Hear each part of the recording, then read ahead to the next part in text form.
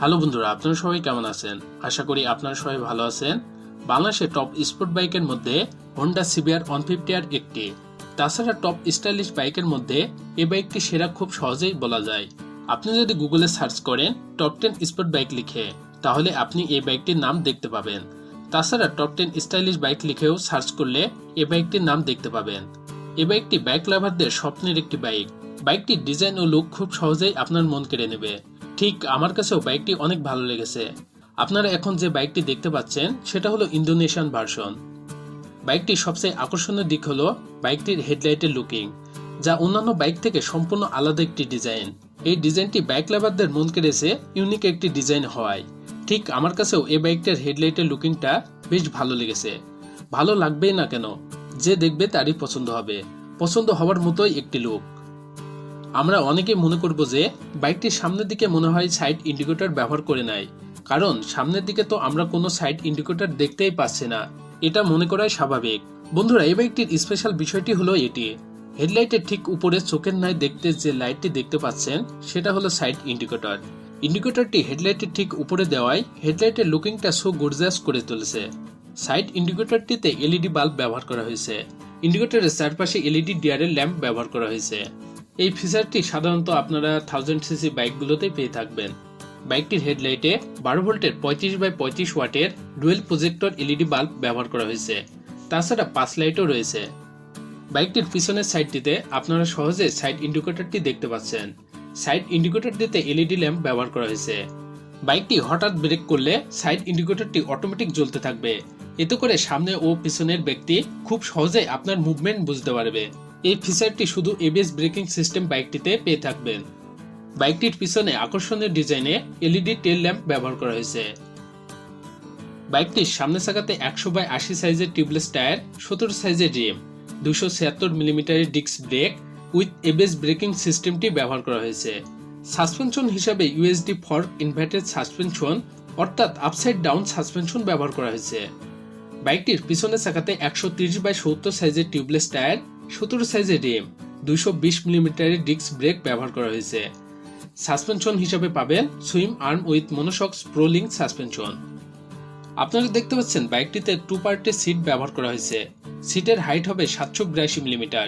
বাইকটির বডি সম্পর্কে বলতে গেলে বাইকটি লম্বা হবে 1983 মিলিমিটার, চড়া হবে 700 মিলিমিটার এবং বাইকটির উচ্চতা হবে আপনার 1077 মিলিমিটার। আর বাইকটির ওজন হচ্ছে 139 কেজি। বাইকটির গ্রাউন্ড ক্লিয়ারেন্স হবে 160 মিলিমিটার। গ্রাউন্ড ক্লিয়ারেন্স বলতে মাটি থেকে ইঞ্জিনটি কত উচ্চতা আছে সেটা বোঝায়। গ্রাউন্ড ক্লিয়ারেন্স 160 মিলিমিটার হওয়ায় বিট ও ভাঙা রাস্তায় চলতে তেমন কোনো সমস্যা হবে না। তারপর বাইকটির হুইল বেজ হবে 1310 মিলিমিটার। হুইল বেজ বলতে সামনের চাকার মিডিল থেকে পিছনের চাকার মিডিল পর্যন্ত বোঝায়।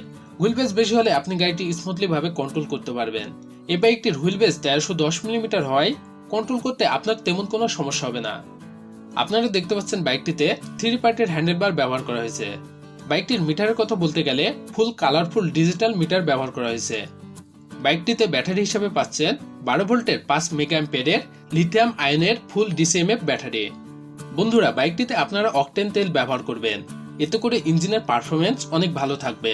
বাইকটির ট্যাঙ্কে তেল ধারণ ক্ষমতা হবে 12 লিটার আর বাইকটি প্রতি লিটার তেলে অ্যাভারেজ 40 থেকে 42 কিলোমিটার মাইলেজ দেবে। বাইকটিতে ইঞ্জিন হিসাবে 4 স্ট্রোক 2 ভালভের single cylinder DOSC base 6 liquid cooled engine ব্যবহার করা হয়েছে। DOSC কি? DOSC হলো ডুয়েল ওভারহ্যান্ড ক্যামশিট।